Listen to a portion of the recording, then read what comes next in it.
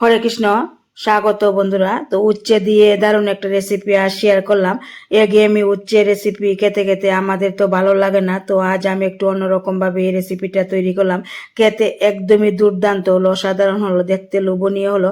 তো কিভাবে আমি এই উচ্ছের এই রেসিপিটা তৈরি করলাম, আপনারা অবশ্যই আমার এই পুরো ভিডিওটা দেখবেন। আর এই রেসিপিটা দুপুরে খাবারে থাকলে একদমই দারুণ লাগে।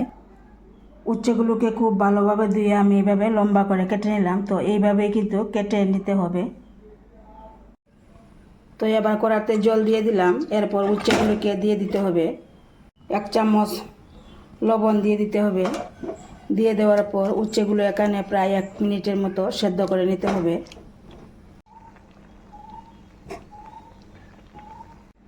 সেদ্ধ করার পর এইভাবে একটা চাকুনির মধ্যে নিয়ে নিতে হবে, যাতে সম্পূর্ণ জলটা ঝরে যায়। জল ঝরে নেওয়ার পর এরপর একটা তালাতে নিতে হবে। এরপর এখানে 1 চামচ কর্নফ্লাওয়ার দিয়ে দিতে হবে।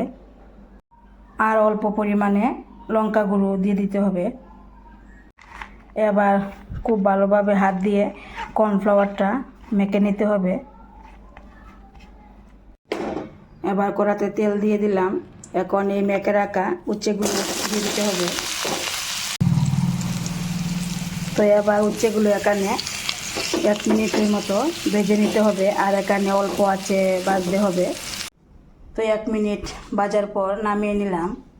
তো তার জন্য একটা মশলা তৈরি করতে হবে। তো এখানে আমি নিলাম সরিষা, নিলাম বাদাম, কাজু বাদাম। তো এবার শিলনোড়াতে দিয়ে আমি বেটে নেব।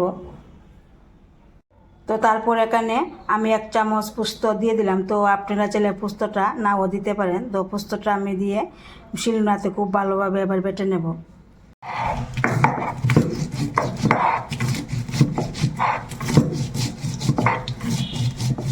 তো এবার কড়াতে তেল দিয়ে একটা শুকনো লঙ্কা, তেজপাতা দিয়ে একটু হালকা ভেজে নিলাম।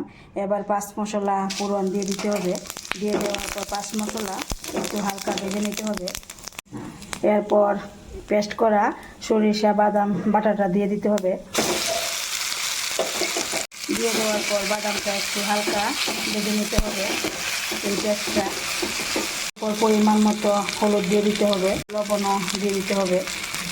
এবার খুব ভালোভাবে মশলাটা এখানে ভেজে নেব।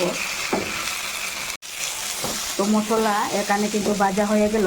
এবার এই ভেজে রাখা উচ্ছেগুলো দিয়ে দিতে হবে। উচ্ছেগুলো দিয়ে দেওয়ার পর খুব ভালোভাবে মশলার সঙ্গে কয়েক সেকেন্ড আবার ভেজে নিতে হবে।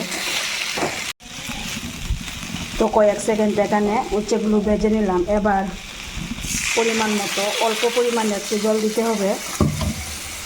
জল দিয়ে দেওয়ার পর খুব ভালোভাবে মিশিয়ে নিতে হবে।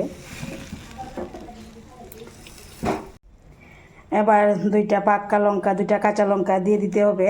দিয়ে দেওয়ার পর কিছুক্ষণ নেড়ে চেড়ে এখানে 5 মিনিটের মতো রান্না করে নিতে হবে। তো এই রান্নাটা একদম মাখা মাখা হবে। তো 5 মিনিট পর এরপর নামিয়ে নিতে হবে। 5 মিনিট রান্নাটা হয়ে গেল। তো এবার নামিয়ে নেব। তো এইভাবে আমি উচ্ছে দিয়ে এই রেসিপিটা তৈরি করলাম। খেতে একদমই দুর্দান্ত লাগে, অসাধারণ লাগে। তো বন্ধুরা, আপনারাও একবার এইভাবে উচ্ছে দিয়ে রেসিপিটা খেয়ে দেখবেন। যারা উচ্ছে খেতে চায় না তারাও একদম চেটে পুটে খেয়ে নেবে।